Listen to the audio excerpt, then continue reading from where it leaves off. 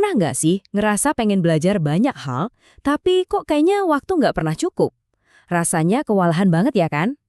Nah, kalau kamu ngerasain itu, pas banget. Hari ini kita bakal bongkar sebuah metode yang katanya bisa bikin kita belajar 100 kali lebih cepat. Ini dari panduannya Bambang Sutejo.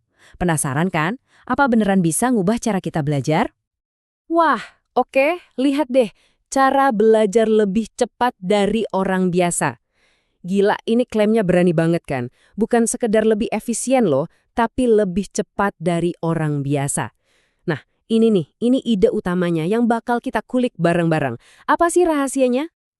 Terus, metode ini buat siapa aja sih? Mungkin kita mikirnya, paling buat mahasiswa atau anak sekolahan aja. Tapi ternyata salah loh. Penulisnya bilang ini buat semua orang. Buat guru, orang tua, bahkan kakek nenek juga bisa. Intinya gini, selama kamu masih mau terus belajar, metode ini buat kamu. Oke, jadi kuncinya di sini tuh bukan cuma sekumpulan tips acak yang kita comot sana-sini, bukan.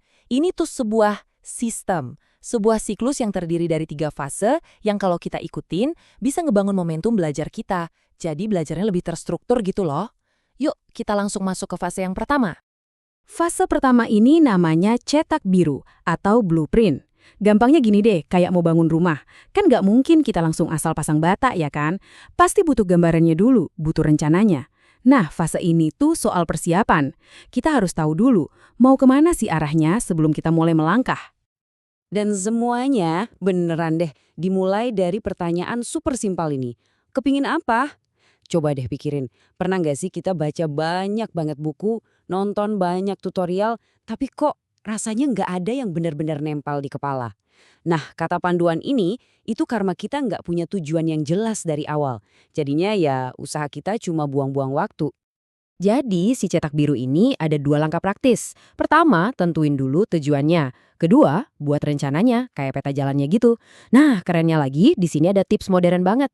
Panduan ini nyaranin kita buat gak usah ragu minta bantuan AI buat bikinin langkah-langkahnya. Praktis banget kan? Oke, rencana udah ada di tangan. Sekarang waktunya nyalain mesinnya. Kita masuk fase kedua, yaitu putaran aksi. Nah, ini nih jantungnya dari seluruh metode ini. Di fase inilah kita berhenti jadi penonton aja dan mulai jadi pemain utama di proses belajar kita sendiri. Dan ini dia mesinnya, sebuah siklus 6 langkah yang menurut saya jenius banget. Coba perhatiin alurnya deh. Kita nggak mulai dari baca buku, tapi dari bertindak langsung coba membuat sesuatu. Nanti kan pasti ada mentoknya tuh. Nah, pas mentok, kita cari inspirasi. Dari inspirasi itu baru deh kita pelajari fundamentalnya. Setelah paham dasarnya, kita jadi bisa bikin pertanyaan yang lebih tajam. Terus cari jawabannya, dan yang paling penting, ilmunya langsung diterapkan lagi. Ini siklus yang muter terus, bikin pemahaman kita makin dalam. Nah, yang saya suka dari panduan ini tuh praktis banget. Dia kasih tahu alat yang pas buat tiap kebutuhan. Kalau mau belajar fundamental yang kokoh, jawabannya tetap buku cetak. Kalau butuh inspirasi atau ide-ide baru, ya browsing di internet.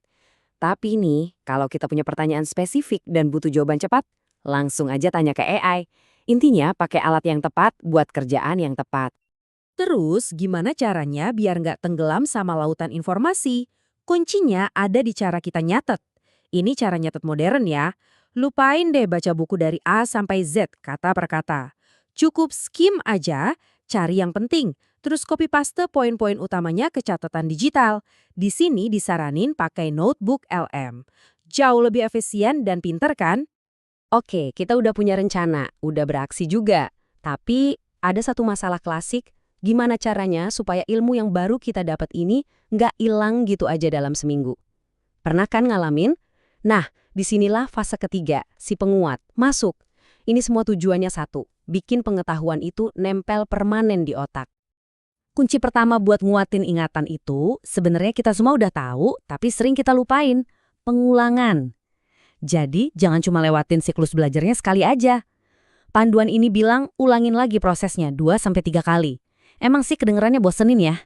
Tapi ya cuma cara ini yang bisa ngubah ingatan jangka pendek jadi pengetahuan jangka panjang. Dan ini dia nih, mungkin tips paling ampuh dari semuanya. Amalkan, ajarkan kepada orang lain. Kenapa sih ini sakti banget? Soalnya gini, waktu kita coba ngajarin sesuatu ke orang lain, otak kita tuh dipaksa buat mikir gimana ya cara nyederhanain konsep ini biar orang ngerti. Nah, proses itulah yang bikin kita jadi bener-bener paham. Mau itu lewat nulis di sosmed atau sekedar ngobrol sama temen, ngajar itu adalah cara terbaik buat ngetes pemahaman kita sendiri. Jadi, kita udah punya 3 fase lengkap. Rencana, aksi, sama penguat. Sistemnya udah kompleks. Tapi ada satu lagi nih, kayak bumbu rahasia terakhir gitu, yang bikin semua ini jadi kebiasaan seumur hidup, bukan cuma buat satu proyek doang. Dan nasihat pamungkasnya adalah, lakukan setiap hari. Udah, itu aja. Konsistensi itu kuncinya. Dengan latihan tiap hari, otak kita bakal tetap fresh, segar, dan siap buat belajar hal baru. Ini bukan soal perubahan besar dalam semalam, tapi soal jadi lebih baik sedikit demi sedikit, setiap hari. Nah, sekarang cetak birunya udah ada di tangan kamu. Rencanakan, lakukan, kuatkan. Simpel kan? Jadi pertanyaannya sekarang bukan lagi gimana ya cara belajarnya, tapi mau belajar apa? Dengan metode ini, hal baru apa yang bakal kamu mulai pelajari hari ini